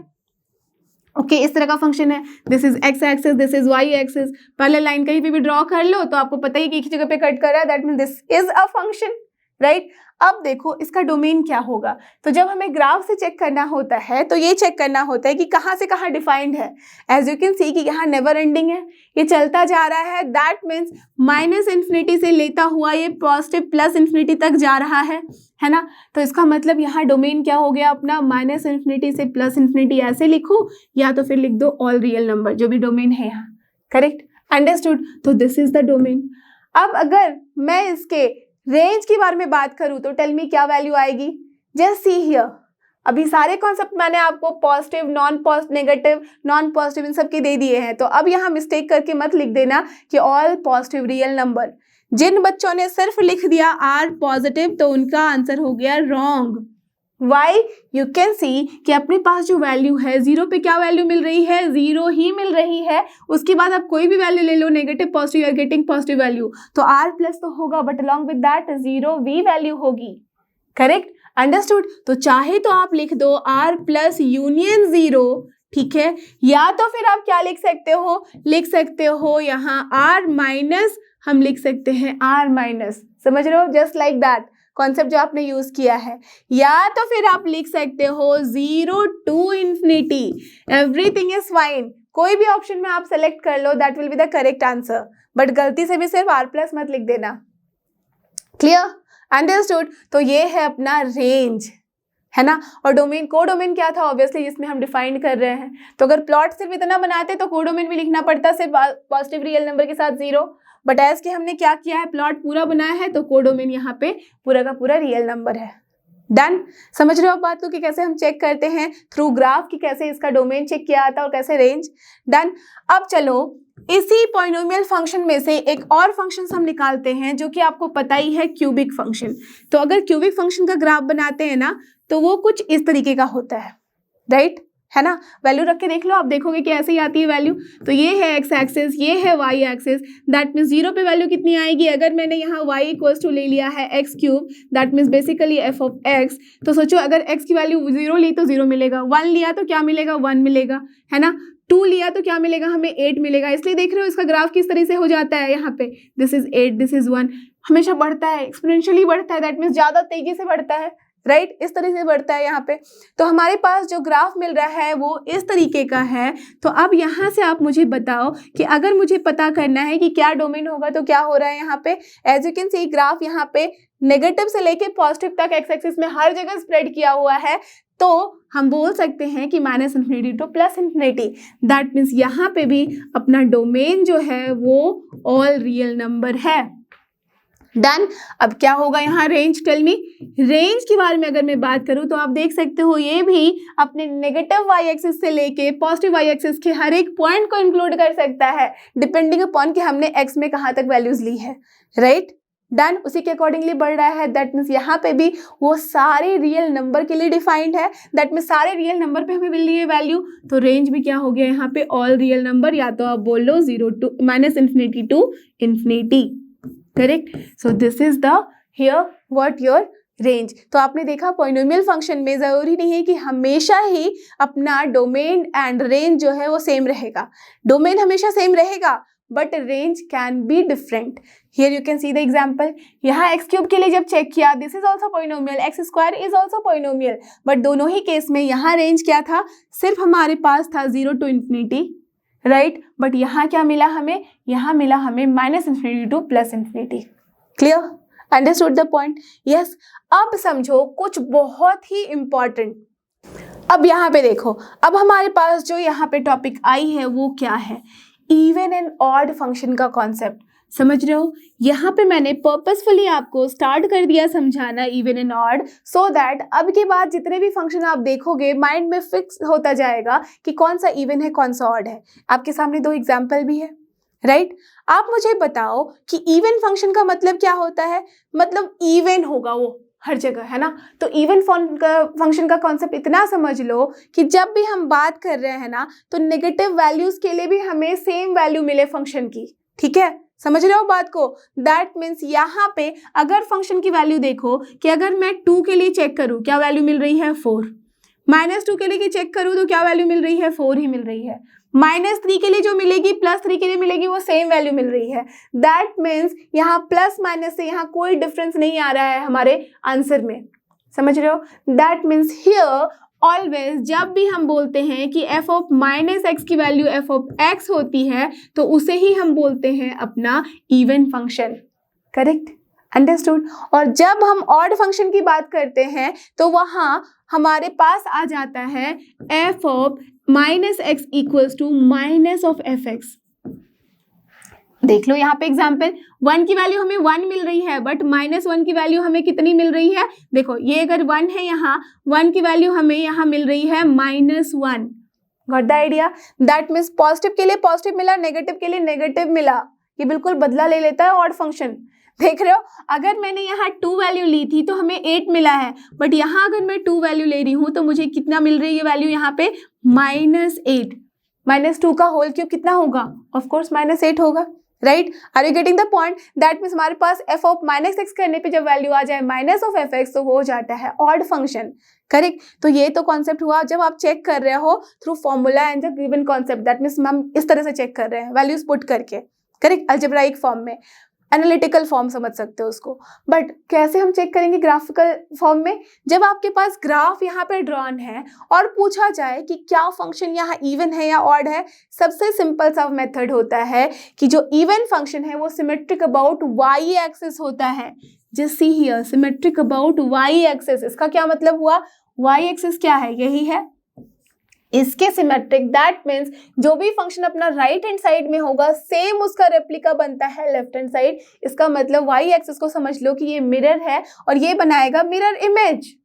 What the idea? You can सी, अगर आप इसको फोल्ड कर दो तो एक दूसरे के ऊपर ओवरलैप हो रहा है ना। Yes, so this is the symmetricity. तो सिमेट्रिक अबाउट वाई एक्सिस है। बट यहाँ जब हम बात करते हैं ऑड फंक्शन की तो this is symmetric about correct origin, या तो बोल दो इन द अपोजिट क्वाड्रेंट। क्या मतलब हुआ? या तो ऑरिजिन के या तो फिर अपोजिट क्वाड्रेंट में ये होता है सिमेट्रिक। यू कैन सी, अगर मैं यहाँ से इस जगह पे अगर इमेज रखूं तो दिख रहा है आपको, यहाँ पे फर्स्ट क्वाड्रेंट में मिला और यहाँ क्या है, थर्ड क्वाड्रेंट पे हमें एग्जैक्ट इमेज मिल गया। करेक्ट? उसी तरह से सेकंड का कहाँ मिलेगा हमें? फोर्थ क्वाड्रेंट में। Got the idea? That means it is always symmetric about the origin। सोच लो, या तो फिर समझ लो कि opposite quadrant में। So this is the main idea behind even and odd function। Understood the concept? अब इसके बारे में थोड़ा अच्छे से डिटेल में देखते हैं। और तो ध्यान रखना हमेशा ही कि जब हम बात कर रहे हैं इवन फंक्शन की तो अभी जो जो चीज बात करी है मैंने उसको एकदम ध्यान से दिमाग में बिठा लो। यह इवन फंक्शन, इसका मतलब f of -x equals to f of x for all x belongs to what? Domain. Understood? क्यों मैंने डोमेन लिया है? It will depend upon function कि हमने फंक्शन को कैसे डिफाइन किया है। ए से ए में किया है, ए से बी में, आर टू आर में, एन टू एन में कैसे डिफाइन किया है। तो बस हमेशा याद रखना दिस इज द गुरु मंत्र कि f of -x equals to fx है, या तो फिर आप ग्राफ से चेक कर रहे हो तो it should always be symmetric about Y axis. Correct? Understood? तो आपने कुछ और ग्राफ लेके चेक कर लेना है, कर लो चेक। लेट अस अज्यूम अभी तक क्या पढ़ा था हमने? कांस्टेंट फंक्शन पढ़ा था ना। तो ये है एक्स एक्सिस, ये है Y axis. Let us assume ये है अपने पास 5 और हमने फंक्शन को कैसे डिफाइन किया है? y equals to f of x equals to 5। ये कांस्टेंट फंक्शन है ना, सबको पता है। क्या है ये फंक्शन? बिना आप एनालिटिकल फॉर्म के आप चेक करो थ्रू ग्राफ, दिख रहा है आपको वाई एक्सिस पे अगर मैं मिरर रख रही हूँ तो ये दोनों ही साइड हमें क्या मिल रहा है? Mirror image. Isn't it? मिल रही ना हमारे पास मिरर इमेज यहाँ, that means it is symmetric about y axis, so that's why this is what, this is an even function. Done, clear, समझ रहे हो आप बात को? Yes, so this is even. अब देखो, अब हम बात करते हैं ऑड फंक्शन की। ऑड फंक्शन में क्या होता है, जैसे अभी तक एग्जांपल कौन सा लिया था, अभी आपने क्यूबिक एंड उसका तो देख लिया, क्वाड्रेटिक का। अब देखो मैंने ये भी बात करी थी आइडेंटिटी फंक्शन की। आइडेंटिटी फंक्शन यही होता है ना, एक्स एक्सिस है, वाई एक्सिस है, दैट मीन्स जब भी अपने पास y equals to F of X equals to जब x मिलती है वैल्यू, तो this is your identity function, correct, यही है ना। अब देखो ग्राफ यही था, क्या ये सिमेट्रिक है अबाउट y एक्सिस? रख के देख लो मिरर यहाँ पे, नहीं ना, ये मिरर इमेज नहीं दे रहा है, but it is symmetric about yes the origin, या तो आप बोल लो अपोजिट क्वाड्रेंट में। तो ये क्या हो गया फंक्शन अपना, ऑड फंक्शन, क्योंकि ये डेफिनेशन भी बता रहा है जब हम f ऑफ माइनस एक्स रखेंगे तो वैल्यू होनी चाहिए कितनी, minus of F x, right. देख लो वैल्यू रख के, जब मैं यहाँ पे f ऑफ -2 रखूंगी तो वैल्यू कितनी मिल रही है, -2। Are you getting this point? Yes, समझ रहे हो बात को? तो हमेशा ही हमें वैल्यू क्या मिल रही है यहाँ, माइनस साइन के साथ, जब आप यहाँ x की वैल्यू चेंज करते हो। अगर आप f ऑफ -2 रखोगे, x की जगह पे -2, तो हमें क्या मिलेगा, f of 2 equals to yes, यहाँ पे 2 मिल रही है value. Understanding the point, that means it is always symmetric about the origin, so this is odd function. Done. तो अब इवन एंड ऑड के बाद चलते हैं रैशनल फंक्शंस की तरफ। ओके, तो रैशनल फंक्शन क्या होता है, yes, it is in the form of p by Q. तो हमेशा ध्यान रखना जब भी हम फंक्शन को डिफाइन करते हैं px अपॉन qx के फॉर्म में, बट ऑलवेज रिमेंबर कि qx जो है यहाँ it is not equal to 0 होना चाहिए। ऑफ कोर्स जब डिनोमिनेटर अपना 0 हो जाएगा तो क्या हो जाएगा, फंक्शन अनडिफाइंड। यस, इटली कंडीशन, इसलिए हमारे पास कंडीशंस अप्लाइड होते हैं कि qx is not equal to 0। Done, ठीक है। तो हमारे पास रैशनल फंक्शन को जब भी हम डिफाइन करेंगे तो किस तरह से डिफाइन करेंगे, f is from r minus 0 to r। क्यों ऐसे डिफाइन किया गया, tell me, what is the domain here? यहाँ पे अगर मैं डोमेन की बात करूं तो r माइनस 0 है, वाई? इसका मतलब जो अपना 1 अपॉन x है, x should not be 0। Function को हमने डिफाइन किया है F X equals to 1 upon X, of course जो डिनोमिनेटर है दैट शुड नॉट बी 0, और ये 0 के बराबर नहीं होने के लिए क्या होना चाहिए, सारे रियल नंबर्स के पॉइंट ले सकता है except 0। Understood the point? That means जब मैं इसे ड्रॉ करूंगी तो ग्राफ कैसा होगा, 0 पे इट इज नॉट डिफाइंड। तो ये है एक्स एक्सिस, ये है अपना वाई एक्सिस, तो हमारे पास ग्राफ आता है कुछ इस तरीके का। कैसे, चेक करके देख लो वैल्यू। जब 0 रखोगे it is not defined, but जब 0 से जस्ट आगे बढ़ेंगे, that means late us assume 0.00001 कुछ भी रखा, वैल्यू क्या मिली, 1 पे उतने सारे 0, that mean it is towards infinity, बहुत बड़ी वैल्यू। तभी आप देख रहे हो एकदम पास जब 0 की जा रहे हैं हम एक्स एक्सिस में in the right hand side plus sign की तरफ, तो वैल्यू हमें बहुत बड़ी मिल रही है, फिर घटते जाएंगे। जब हमारे पास एक टाइम आएगा जब वैल्यू इज हियर 1, तो हमें वैल्यू कितनी मिलेगी, 1 upon 1, that is 1 only. Understood? Yes, we are getting that value. So 1 पे वैल्यू कितनी मिली, 1। सिमिलरली -1 पे वैल्यू कितनी मिलेगी हमें, यहाँ पे भी मिलेगी -1। समझ रहे हो, दिस इज 1 -1, ठीक है, समझ रहे हो आप बात को? तो यहाँ पे -1 पे भी वैल्यू -1 मिली है, बिकॉज 1 अपॉन -1 करेंगे तो 1/2 जब करोगे आप वैल्यू, दैट मीन्स हियर तो क्या मिलेगी वैल्यू, 2 मिलेगी। 1/4 पे हमें 4 मिलेगी, दैट मीन्स देख रहे हो ना, जैसे जैसे आप वैल्यू यहाँ रख रहे हो उसके अकॉर्डिंग वही वैल्यू चेंज हो रही है। तो ग्राफ का नेचर कुछ इस तरीके का है। लेट अस अज्यूम x की जगह पे मैंने बहुत बड़ी वैल्यू रख दी, 10 लाख, 1 करोड़, कुछ इस तरह की वैल्यू रख दी, तो 1 अपॉन एक्स क्या हो जाएगा, बहुत छोटी वैल्यू। तो देख रहे हो ना, टुवर्ड्स 0 ये रीच कर रहा है। सो that's why the graph is like this. Same way में हम बढ़ते हैं इन the negative axis also, that means third quadrant also. Understood? तो यहाँ पे अगर मैं डोमेन लिखना चाहूँ तो क्या हो जाएगा, हर एक रियल नंबर पे ये डिफाइंड है एक्सेप्ट x इक्वल्स टू 0 पे। So that's why r minus हम लिखते हैं 0। क्लियर? अंडरस्टूड? यस। या तो फिर इसको अलग तरीके से लिखना चाहो तो क्या कर सकते हैं, यस, -∞ से हम लिखेंगे 0, ये भी ओपन पे यूनियन अगेन 0 to ∞, किसी भी तरीके से लिखो, these are correct answer. Correct. अब जब रेंज की बात की है तो मुझे बताओ क्या वैल्यू आ रही है यहाँ पे, रेंज की वैल्यू टेल मी हमारे पास क्या आ जाएगी। कोडोमेन तो यहाँ सारे रियल नंबर हैं, बट रेंज में देखो क्या क्या वैल्यू ले रहा है ये, -∞ से लेके +∞ के बीच में। वाई एक्सिस पे चेक करो कि कहाँ कहाँ में वैल्यू मिल रही है, तो यू कैन सी -∞ से +∞ के बीच में सारी वैल्यू मिल रही है, but we are never getting zero. क्या जीरो पे वैल्यू मिल रही है? जीरो पे अप्रोच करता हुआ दिखा रहा है, but never it is getting the exact value. Why? Because अगर आप उल्टा भी कर दो, x इक्वल टू क्या हो जाएगा 1/y, राइट? दैट मीन्स वहां पे भी y इक्वल टू 0 नहीं होना चाहिए। Are you getting the thing? That means यहाँ पे अपना रेंज भी जो है वो भी सेम है as x r -0। That means 0 पे हमें कहीं भी वैल्यू नहीं मिल रही है, तो रेंज भी यहाँ पे वही वैल्यू ले रहा है जो डोमेन ले रहा है। अंडरस्टूड? करेक्ट। अब आपने इवन एंड ऑड का कॉन्सेप्ट पढ़ लिया है, तो अब मुझे बताओ कि क्या ये फंक्शन इवन है या क्या ये फंक्शन ऑड है? क्या होगा आंसर? करेक्ट। बस ग्राफ देखो, बता दो। It is symmetric about yes origin, that means opposite quadrant में ये सिमेट्रिक है, तो क्या होना चाहिए answer? It is N odd function. Correct. समझ रहे हो आप बात को? तो अब हमने बायोडाटा में 4 चीजें यहाँ ऐड कर लेनी है। कोडोमेन तो पता ही है, तो domain, range and odd function, even function के बारे में हमें पता चल चुका है। डन। तो चलो अब देखते हैं कुछ और। अब हमारे पास आ गया है modulus function. Modulus function, yes it is defined by f(x) equals to mod x, and आप सबको पता है कि जब हम बात करते हैं f(x) equals to mod x की, तो इसकी वैल्यू कितनी होती है? यस, इसको अच्छे से डिटेल में मैं ऑलरेडी बता चुकी हूँ। तो ये होती है +x वैल्यू, जबकि x अपना ग्रेटर देन इक्वल टू 0 दोनों ही वैल्यू लेता है, और इसकी वैल्यू होती है -x जब x होता है अपना लेस देन 0। और जब हम इसे प्लॉट करते हैं किसी भी वैल्यूज के लिए, चेक करके देख लो तो क्या मिलती है हमें वैल्यू?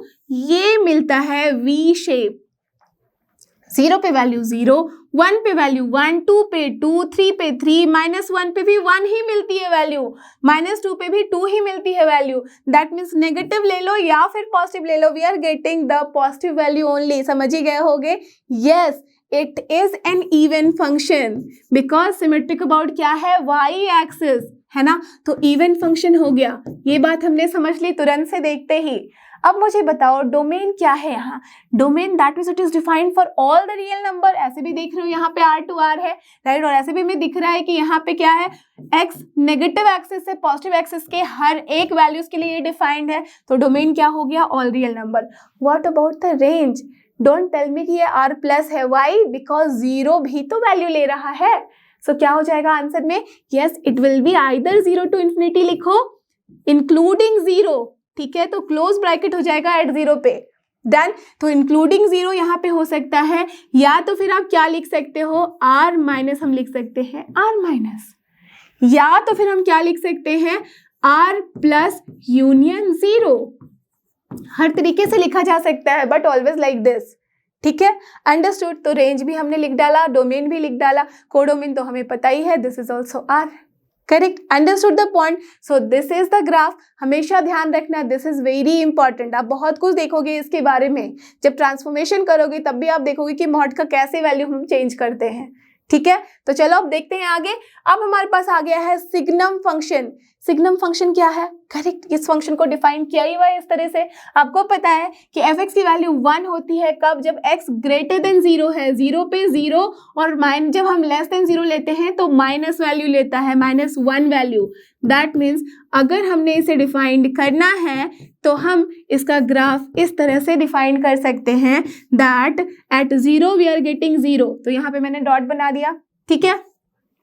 जब ग्रेटर देन 0 ले रहे हैं, दैट मीन्स यहाँ पे हम लेट अस अज्यूम ये 1 वाला पॉइंट है, तो यहाँ ओपन रखा हमने, और फिर हर एक पॉइंट के लिए ग्रेटर देन 1 के लिए we are getting always 1। Correct. Similarly जब हम -1 पे चेक करते हैं तो यहाँ पे -1 पे हमें वैल्यू कितनी मिल रही है? दैट मीन्स जब हम चेक करते हैं x लेस देन 0 पे तो वैल्यू कितनी मिल रही है? -1। दैट मीन्स इस -1 पे हमें ओपन मिलेगा। Why? Because this is the point for 0। That means जैसे ही हम -1 से नीचे जा रहे हैं, घट रहे हैं उधर, तो हमें क्या मिल रहा है? हर जगह वैल्यू -1 मिल रही है। चाहे आप -15 ले लो, -99 ले लो, या कहीं पे भी चेक कर लो, in the negative x axis हमें क्या मिल रही है वैल्यू? -1। बट 0 पे 0 और यहाँ 1 2 3 whatever you can take, हमें वैल्यू मिल रही है 1। तो ये इस तरह का ग्राफ बनता है। यस, नाउ टेल मी कि यहाँ पे अगर मैं डोमेन लिखना चाहूँ तो क्या होगा? करेक्ट, डोमेन दैट मीन्स हम सारे रियल नंबर के लिए इसको डिफाइन कर रहे हैं। ऐसा कोई भी पॉइंट है जिसके लिए ये डिफाइन नहीं है? नहीं। तो that's why domain is here all real number, right? ऐसे भी देख लो यहाँ f is from R to R, right? Understood. अब जब मैं यहाँ पे कोडोमेन की बात करूँ, कोडोमेन भी यहाँ पे रियल नंबर है, ध्यान रखना। जब रेंज की बात कर रही हूँ तो क्या हो जाएगा? यस, रेंज हमें चेक करनी है वैल्यूज की है क्या क्या, आउटपुट में मिल क्या रहा है। तो क्या मिल रहा है? सिर्फ 3 वैल्यूज मिल रही है, that means basically -1 0 and 1। So this is only your range. Got the idea? Understood the concept? अब मुझे बताओ कि क्या ये इवन है या ऑड है? Yes, it is symmetric about origin, that means opposite quadrant में symmetric है ना? अगर आप यहाँ पे इस तरह से मिरर रखोगे तभी तो दिख रहा है ना कि सेम एग्जैक्ट मिल रहा है हमें replica.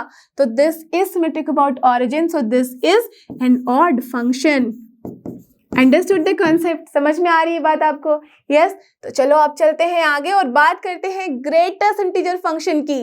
And this is actually very very important, एकदम ध्यान देना। इसको हम स्टेप फंक्शन भी बोलते हैं, बिकॉज यू विल सी कि ये आपको सीढ़ी बना के दिखाएगा, ठीक है? या तो हम बोलते हैं फ्लोर ऑफ एक्स। क्यों? You will see everything. देखो यहाँ पे ग्रेटेस्ट इंटीजर फंक्शन का मतलब क्या है, इसको हमेशा हम डिफाइन कुछ इस तरीके से करते हैं, ठीक है? समटाइम्स जब आप कुछ सॉफ्टवेयर यूज करोगे यू विल सी कि हम इसे इस तरह से डिफाइन करने के साथ साथ इस तरह से भी डिफाइन करते हैं।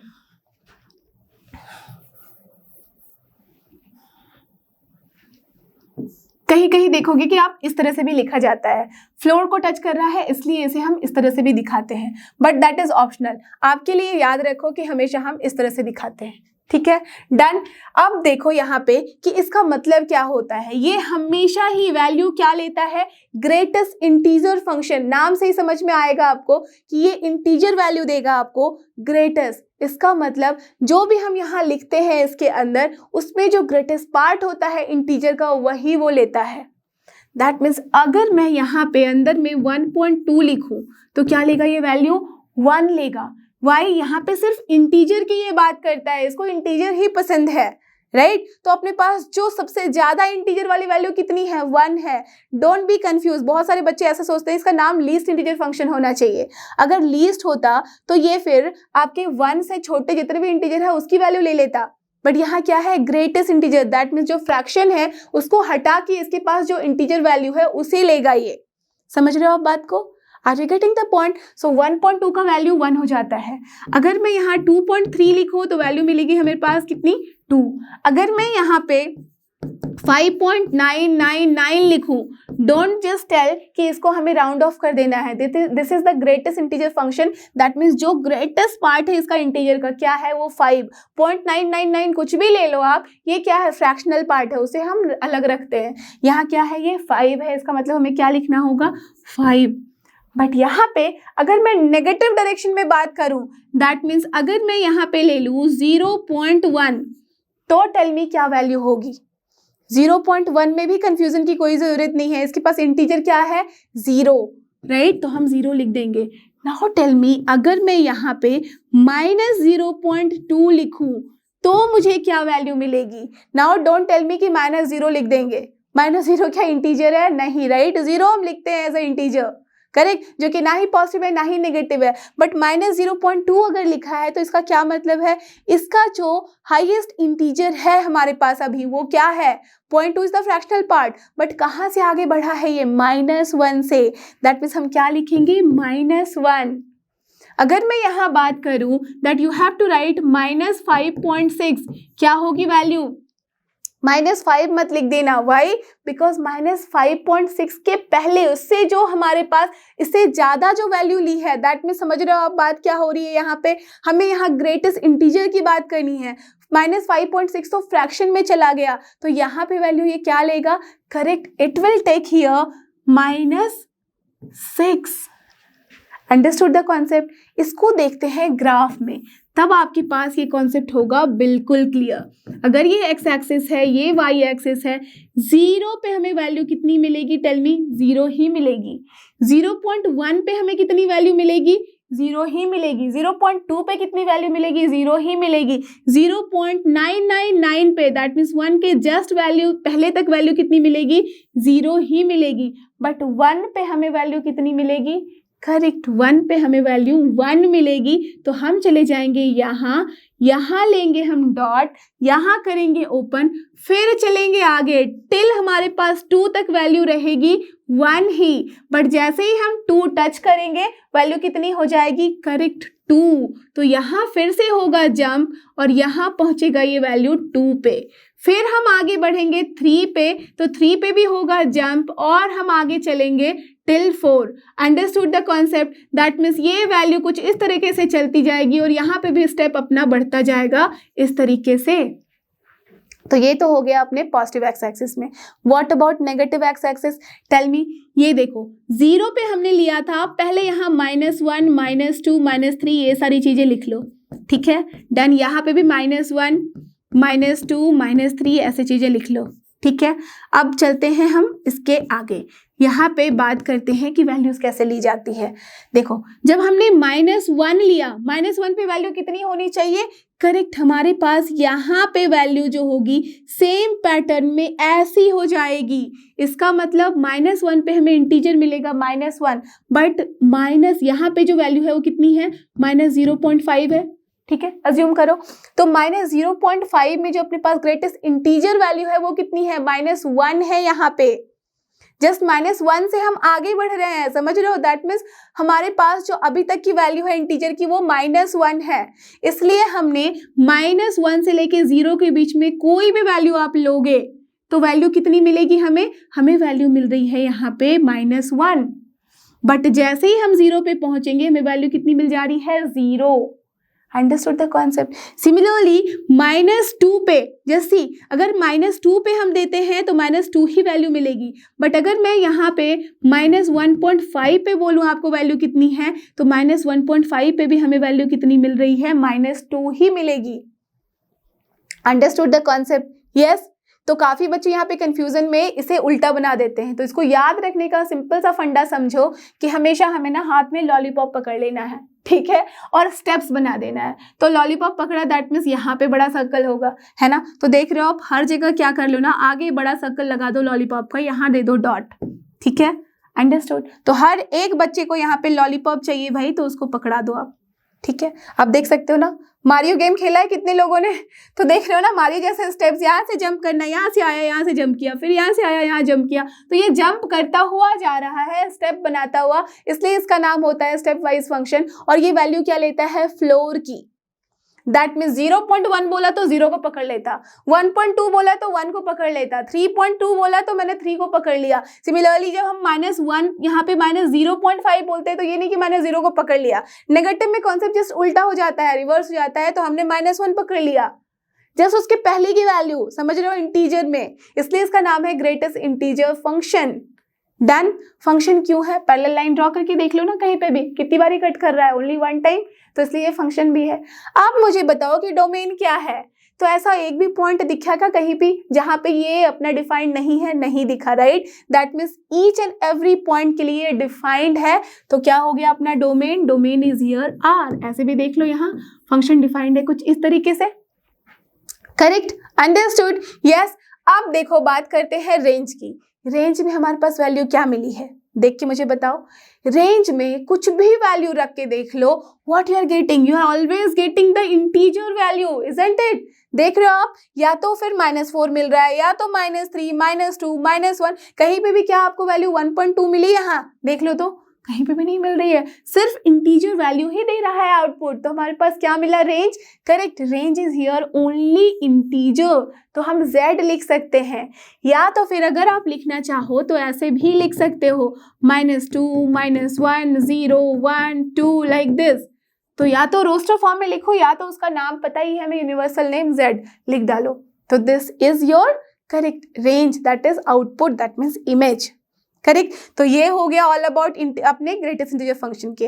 अगर मैं बोलूँ यहाँ कि क्या ये इवन है या ऑड है, तो मुझे बताओ क्या है ये? यहाँ से इस क्वेश्चन का आंसर आप मुझे बताओगे कि क्या ये इवन है, क्या ये ऑड है। This is your homework, I am not going to tell you, मैं आपसे पूछूंगी और इसका अभी और आप आंसर करोगे मुझे नेक्स्ट क्लास में, जिस क्लास में हम लोग डिस्कस करने जा रहे हैं ये सारे कुछ पॉइंट्स को, जो कि होगा सुपर डुपर इम्पॉर्टेंट। आप देख सकते हो we will talk about graphs, transformation, उसके डोमेन, रेंज, इवन, ऑड, जो कि आज किया है। साथ ही साथ इसके हम और भी चीज़ों के बारे में बात करेंगे, यू विल सी दैट, ठीक है। और यहाँ देखो ट्रिग्नोमेट्रिक फंक्शंस टच किया जाएगा, उसके बारे में डिटेल समझेंगे। फिर हम लॉगरिथमिक फंक्शन पढ़ेंगे, एक्सपोनेंशियल पढ़ेंगे, और फिर यहाँ पे हम ट्रांसफॉर्म करेंगे ग्राफ को। दैट मीन्स कहीं पे भी मॉड x प्लस माइनस 1 कर दिया, यहाँ पे मॉड x के अंदर हमने कुछ मल्टीप्लाई कर दिया, या तो किसी फंक्शन के साथ हमने कुछ भी यहाँ डील कर दिया किसी भी तरह से, राइट। दो फंक्शंस को ऐड कर दिया, सब्ट्रैक्ट कर दिया, मल्टीप्लाई कर दिया, और फिर चेक करेंगे कि ग्राफ का नेचर कैसा होगा। क्लियर, समझ रहे हो आप बात को? ये सारा कुछ देखेंगे और फिर हम समझेंगे ग्राफ्स को इतने अच्छे से कि जब आप नेक्स्ट कुछ भी बताना चाहो उसके बायोडाटा के बारे में तो आराम से बता पाओगे। तो मेरे क्वेश्चन के साथ आंसर करना और नेक्स्ट लेक्चर में मुझे जरूर मिलना। यस, तो थैंक यू सो मच। आपको पता ही है दिस इज लर्नो हब, फ्री है पर बेस्ट है, और मैं अपने क्वेश्चन के आंसर का वेट करूंगी इन द नेक्स्ट लेक्चर। तो जुड़े रहो और हमारे साथ बने रहो और जेई के जीत में हमेशा सक्सेस हासिल करो।